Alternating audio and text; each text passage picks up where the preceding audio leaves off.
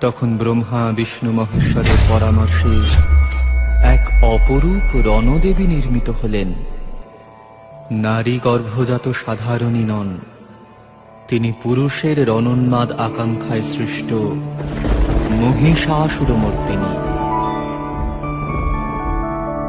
मधुकैटभ विध्वंसी विधात्री वरदे नमः।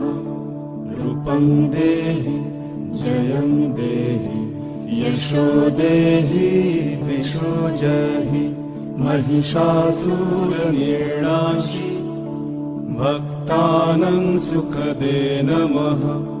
रूपं देहि जयं देहि यशो देहि दिशो जहि।